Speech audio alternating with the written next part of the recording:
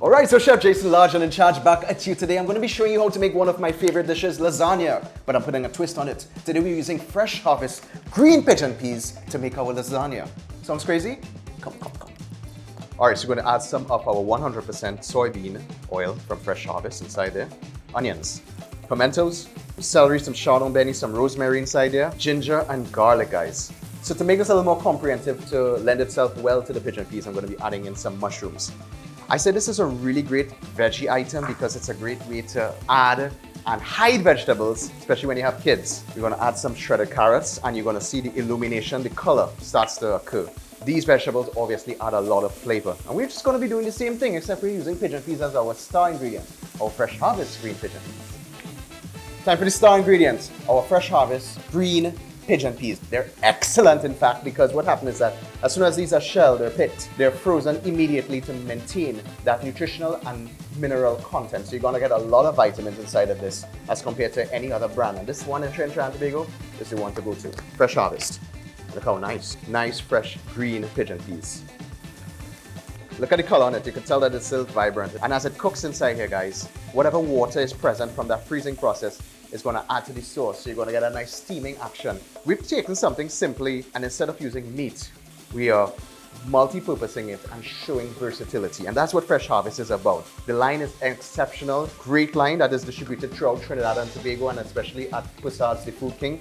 You want to let this cook for about 3 minutes, just to allow that evaporation to take place and to condense some of that water so you get a nice intensified flavor going on with those pigeon peas. Smell this, guys. Smell that. Looks good. Look at the mushrooms. Look at the carrots. Smells good, right? I know. But it's going to get better now. So what we're going to do is turn this into a full-fledged pigeon peas ragu. How do we do that? I take my favorite pasta sauce. You can use tomato sauce. And what's going to happen is that we're going to cook the peas in this sauce. So yes, guys, it's just like if you were using minced chicken, minced lamb. That Fresh Harvest pigeon peas is going to show us what we can do from a vegetarian point of view. You're going to allow this to cook for about 10 to 12 minutes to allow it to simmer inside here. It's going to soften the peas a little bit, absorb a lot of that great tomato ragu flavor.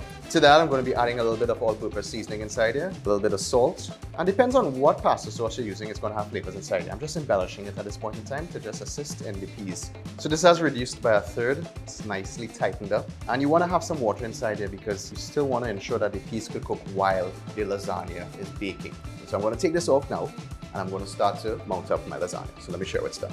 You're going to take some of your pigeon peas ragu and we're going to lay it down just like that. So you want to create a nice little sticky layer here for the pasta to adhere to.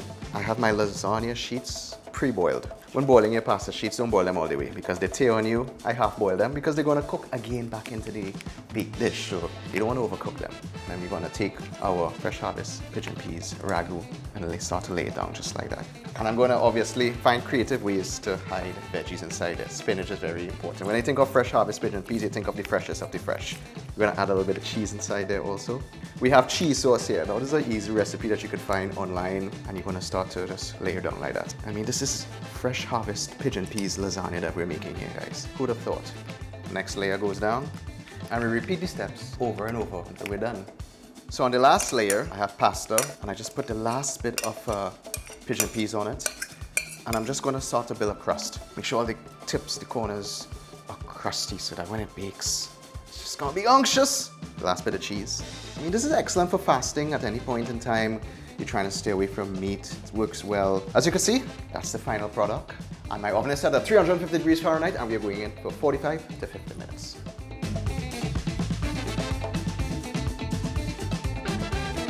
Listen, I don't think anybody will know the difference visually if you look at this from afar.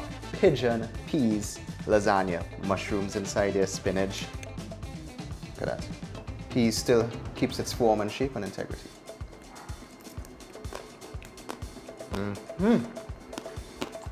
That's good. You ain't missing the meat. All the cheese combined together with the spinach, the mushroom, the carrots. Pumpkin will be nice inside there, maybe eggplant.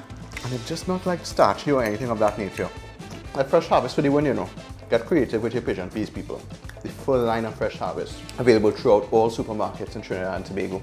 And of course, that Passage is the food king. You can't go wrong. Whether you decide to try it with the processed pigeon peas in the can or the frozen green peas, it works well. They're very versatile. And again, I keep on stressing from the farm to fork option.